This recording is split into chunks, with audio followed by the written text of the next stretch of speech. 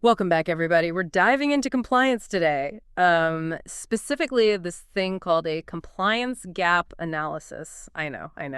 Not the most thrilling topic at first glance, but stick with us. It's way more interesting and relevant than you might think. Yeah, compliance sometimes gets a bad rap, but really it's all about making sure organizations are following the rules of the game and this gap analysis. Well, it's like having a secret weapon to figure out what those rules are and how well you're actually sticking to them. Okay, I'm starting to see the appeal here, so break it down for us. What exactly is a compliance gap analysis? Think of it this way. It's a systematic way of comparing where your organization is NW in terms of compliance to where it needs to be. It helps you pinpoint those gaps. You know the areas where you're falling short, and then figure out how to bridge them. So it's like a health check for your entire compliance program. I like that analogy. Makes it feel less intimidating. Exactly. It's about being proactive, not waiting for something to go wrong. And trust me, the benefits are huge. Okay, color me intrigued. Let's talk about those benefits. Why should someone listening to this deep dive actually care about this stuff? Well, for one thing, it can save you from some serious headaches. We're talking hefty fines and penalties. Regulations are constantly changing. And if you're not careful, you could end up facing some pretty steep consequences. A gap analysis helps you spot those risks before they become major problems. Ouch, yeah. Nobody wants that. So it's about staying ahead of the game and avoiding those uh-oh moments. Precisely. Yeah. But it's not just about avoiding the stick. There's a carrot here, too. A compliance gap analysis can actually save you money in the long run. Really? How so? By figuring out where you're most vulnerable, you can prioritize your compliance efforts, allocate your resources more effectively. You're basically putting your energy where it matters most, not wasting time and money on things that are less critical. Okay, that makes sense. Think about how much time we all spend just sorting through information. A gap analysis helps you cut through the noise and focus on what truly matters. That's a huge win. Absolutely. And here's another benefit that often gets overlooked: adaptability. Regulations are always changing. This analysis helps you stay agile and responsive.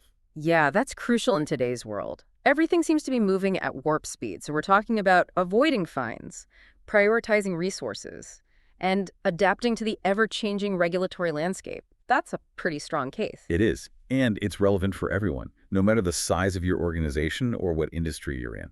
Whether you're a tiny startup or a huge corporation, this can be an invaluable tool. Okay, I'm sold. This is all sounding super valuable, but let's get practical for a second. If I wanted to do this, where would I even begin?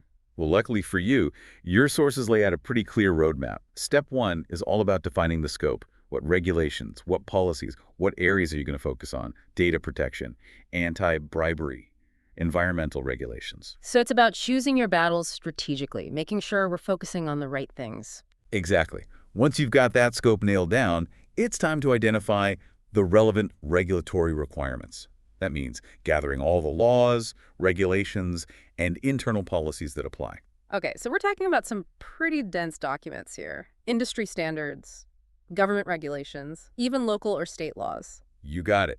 And don't forget about your internal policies, codes of conduct, data security protocols, anything relevant to what you're assessing. It's about getting a complete picture. Like gathering all the ingredients before you start cooking. You gotta know what you're working with. Love that analogy. And once you've gathered all those ingredients, it's time to assess your current compliance status. How do your organization's actual practices stack up against those requirements? All right, so we're taking inventory of our compliance pantry, seeing what we have, what's missing, and what might be past its expiration date. You got it. Are your policies up to date? Are your training programs effective? Do you have the right internal controls in place? Speaking of internal controls, can you give me an example of what those look like in practice? Sure. Think of them like guardrails on a highway. They're designed to keep you on track and prevent accidents. In a business, they might include things like audit trails, data encryption, even those mandatory training programs. They're the systems and processes that help you stay compliant and mitigate risks. Got it. So step 3 is about honestly evaluating how we're actually doing, not just how we look on paper. What happens next? Step 4 is where the real work begins. This is where you compare what you are doing to what you should be doing.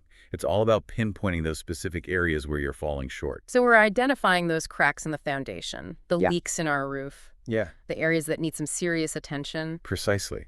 And this is where those questions from your sources come in handy. They make you think critically about your current practices and really dig deep to find those potential weaknesses. Okay, give us an example. What kind of questions are we talking about? One that really stood out to me was this. Are your policies easy to find and easy to understand for all employees? It sounds simple, but it's crucial. If your employees don't understand the rules, how can they be expected to follow them? You can't hit a target you can't see. Exactly. By asking these targeted questions, you start to see those hidden gaps and get a clearer picture of where to focus your efforts. Okay, so far we've defined the scope, gathered our regulatory ingredients, taken stock of our compliance pantry, and identified those gaps. What now? Do we just panic and try to fix everything at once? Not quite. That's where step 5 comes in. Prioritization. Not all gaps are created equal. Some are much riskier than others. So it's about figuring out which fires to put out first. Exactly. What are the potential legal consequences? What's the impact on your operations, your reputation? How likely is this to come up in an audit? We need to weigh the severity of the risk against the resources we have available. You got it. By prioritizing. You can focus your time, energy, and budget where it matters most. Avoid feeling overwhelmed. And make strategic decisions. Working smarter, not harder. Absolutely. Once you've got your priorities straight, it's time for the final step. Developing an action plan. Time to move from analysis to action. Exactly. This is your roadmap for getting back on track. It should outline specific actions, assign responsibilities, set deadlines, and identify the resources you'll need to close each gap. A blueprint for a more compliant and resilient organization. I like it. So we've covered a lot of ground, but there's still so much to unpack. What happens after you've found those gaps? What are some concrete strategies for closing them, and how do you make sure they stay closed? That's a great question, and it's something we'll definitely be diving into in the next part of our deep dive. Okay, now you've got me hooked. Can't wait to hear more about those strategies. Okay, so we've got those steps for identifying compliance gaps all mapped out, but what happens next? What can you actually do to close those gaps? That's where things get really interesting. It's where we move from just talking about it to actually doing something, like we mentioned before. A good action plan is key. Right, that roadmap we talked about. But what does that actually look like? What are some real strategies for bridging those compliance gaps? Well, one of the most common things you'll see is updating your policies and procedures. Often those gaps there because your policies are outdated, incomplete, or just don't match the latest regulations. So it's like having a recipe, but it's missing some key ingredients, or the instructions don't make sense. We need to make sure our policies are clear, complete, and up to date. But it's not enough to just revise the documents, right? People actually need to understand them and follow them. Absolutely. Communication and training are super important. Make sure everyone in the organization can easily access those policies. You could even create summaries or short videos to highlight the key changes. I like that. Make it engaging. Sometimes those long policy documents can be a real snooze fest. So besides updating policies, what other tools do we have in our compliance toolbox? Training and awareness programs are another big one. Sometimes gaps exist simply because people haven't been properly trained. They might not even understand what's expected of them. Like having all the right tools but no idea how to use them. We got to equip our teams with the knowledge and skills they need to stay compliant. Exactly. This could involve developing new training modules, updating old ones, or even just giving more frequent refreshers, just to keep compliance top of mind. Okay, so training is key. What about those internal controls we talked about? How can we strengthen those to prevent future gaps? Internal controls are your safety net, your alarm system. They help you catch issues early on. Right, like guardrails on a highway. How do we make those controls stronger? It can involve a few different approaches. Sometimes it's about leveraging technology, automated monitoring systems, beta encryption tools, access controls. Those things can really boost your compliance game. Technology can definitely help streamline things, reduce human error. But it's not just about the tech, is it? You're absolutely right. It's also about taking a good look at your existing processes, your approval workflows, your audit procedures, how you assess risk. Are they strong enough? Are people actually following them? It's about finding the right balance, human oversight and tech support working together. Exactly. And throughout this whole process, don't forget about communication and collaboration. Keep everyone in the loop, give regular updates, be open to feedback. Makes sense. Compliance isn't a solo mission.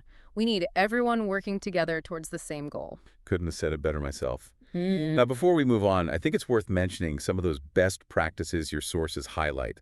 They have some really good tips to make your gap analysis even more effective. Oh, perfect. I'm always up for a good pro tip. What's the first one? Documentation. Documentation. Documentation. Your sources really emphasize that. Thorough documentation is crucial throughout this whole process. Yeah, we touched on that earlier, but can you elaborate a bit? Why is this so important? It sounds like a lot of paperwork. It's not just busy work. Think of documentation as a map of your compliance journey. It keeps you organized, helps you track your progress, and provides evidence of your efforts, just in case you ever get audited. Right, like you wouldn't want to go into a thesis defense without any notes or citations. So documentation is our compliance audit trail. Exactly. It shows everyone, regulators, auditors, even your own employees, that you're serious about compliance. Like showing up to a job interview with a portfolio of your work makes a good impression. Okay, documentation is key. What's next on the list? This one builds on something we've already talked about: collaboration. Your sources are big on involving key stakeholders from different departments throughout the entire gap analysis. Right. Compliance is a team effort. We need that cross-functional perspective to really understand where the gaps are. Exactly. Different departments have different insights into compliance risks, different perspectives on how policies are being implemented, maybe even ideas for creative solutions. Like gathering intel from multiple sources to get the most accurate picture of the situation. Okay, collaboration is important. What else should we be thinking about? Consistency and regularity. Your sources really stress this. Don't treat your gap analysis like a one-time project. Right, it's not a set it and forget it kind of thing. So we need to make these analyses a regular part of our compliance machine. How often are we talking about? It depends on the size and complexity of your organization, your industry, the specific regulations you're dealing with. But in general, they recommend at least an annual review, maybe even more often. Like going to the dentist for checkups. You don't wait until you have a toothache to schedule an appointment. Exactly. Regular checkups help you catch those little issues before they turn into big problems. And remember, the regulatory landscape is constantly changing. New laws pop up all the time. Best practices get updated. Regular gap analyses help you stay ahead of the game. Consistency and regularity. Got it. What about the last best practice? This one is all about mindset. Approach your gap analysis with a focus on continuous improvement. So it's not just about checking boxes or meeting the bare minimum. It's about constantly striving to do better, to be more informed, to create a culture of compliance. You got it. It's an ongoing journey, not a destination. And with the right mindset, your gap analysis can become a powerful tool for change. Love that. It's about learning, growing, and evolving. So our 4 best practices: documentation, collaboration, consistency, and continuous improvement. Great guiding principle. Absolutely. And they really come to life when you see them in action. Oh, I agree. Can you give us some real-world examples? How do these best practices actually play out? Sure. Let's take data privacy as an example. Imagine you're a company that handles a lot of sensitive customer data. During your gap analysis, you realize your data encryption methods are outdated. They don't meet the latest industry standards. Yikes, that's a big one, especially with all the data breaches happening these days. Exactly. And this is where that documentation best practice really comes in handy. If you have good records of your current data encryption practices, it's easier to identify the gaps and make a solid plan to upgrade your systems. So it's not just about fixing the problem, it's about being able to prove that you took the right steps. Documentation is key. What about an example of collaboration in action? Let's say you're a manufacturing company. You're doing a gap analysis on environmental regulations. Instead of just letting the compliance team handle it all alone, you bring in people from operations, engineering, even legal. I can see how that would be helpful. Each department brings a different perspective. Exactly. The operations team knows what's happening on the factory floor. The engineers might have ideas for reducing emissions or improving energy efficiency. And legal can make sure everything's aligned with the laws. It's like a compliance task force. Pretty cool. Do you have an example that shows why those regular gap analyses are so important? Think about data privacy regulations. They're changing all the time. A few years ago, GDPR was the hot topic. Now we're seeing new privacy laws popping up everywhere. If a company only did a gap analysis once, they'd fall behind really quickly. Right, like trying to use an outdated map to navigate. You're going to get lost. Exactly.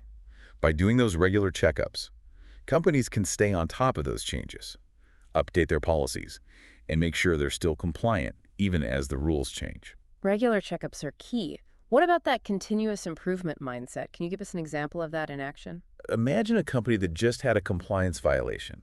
Instead of just trying to fix that one problem, They use it as a chance to do a full gap analysis of their entire program. They take a step back, examine their processes, their policies, their training, and look for any systemic issues that might have contributed to the violation. So they're turning a negative into a positive. Exactly. By focusing on continuous improvement, they can come out of that violation stronger than before. A gap analysis can be a real catalyst for change. It's not just about avoiding penalties. It's about building a better, more ethical and sustainable organization. I couldn't agree more. Now, we've talked a lot about identifying gaps and the things you can do to close them. But there's one big question we haven't answered yet. How do you make sure those gaps stay closed? Ooh, that's a good one. We've talked about the diagnosis. But what about the treatment and maintenance? That's a whole other conversation. Yeah, it does feel a bit like whack-a-mole sometimes. You fix one problem and another one pops up. It's a great way to put it. Compliance is definitely an ongoing thing. You can't just fix it once and call it a day. But there are some things you can do to keep those gaps from coming back. Okay, I'm listening. What's the secret? One of the best things you can do is build in some ongoing monitoring and evaluation.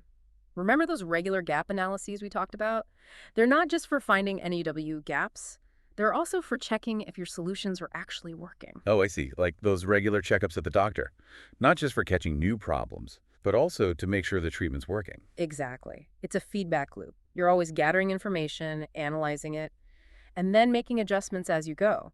That might mean doing periodic audits, looking at key performance indicators, even just asking employees for feedback to see if they understand the compliance requirements. Like a built-in improvement cycle. I like it. And speaking of continuous improvement, that mindset is also important for keeping those gaps closed. You want a culture where everyone feels comfortable speaking up. If they see something that might be out of compliance. Yeah, that's huge. People need to feel safe raising concerns. Absolutely. Yeah. And when someone does raise a concern, take it seriously, investigate it thoroughly. And if you need to, change your policies or procedures or training. That shows your employees you're committed to compliance and that you value their input. It's a two-way street. Feedback from the top down and the bottom up. Exactly. And it's about realizing that compliance isn't just about avoiding fines or checking boxes. It's about doing the right thing, even when no one's looking. It's about building an ethical and responsible organization. You got it. And when you think about compliance that way, it's less of a burden and more of an opportunity. It's a chance to build trust with your customers, your employees, the whole community. It's about building a company people are proud to be a part of. Couldn't have said it better myself. Well, I think this has been a really insightful deep dive. We've covered a lot. What a compliance gap analysis is, how to actually go one, how to close those gaps, and how to make sure they stay closed. Yeah, and hopefully we've given our listeners some tools to be more strategic and proactive about compliance. It's a journey, not a destination. And with the right approach, it can make your organization stronger, more resilient, and more ethical. Absolutely. A huge thank you to our expert for sharing your insights, and to all of you listening. Thanks for joining us for this deep dive into compliance gap analysis. It's been my pleasure. Until next time, stay curious, stay informed, and stay compliant.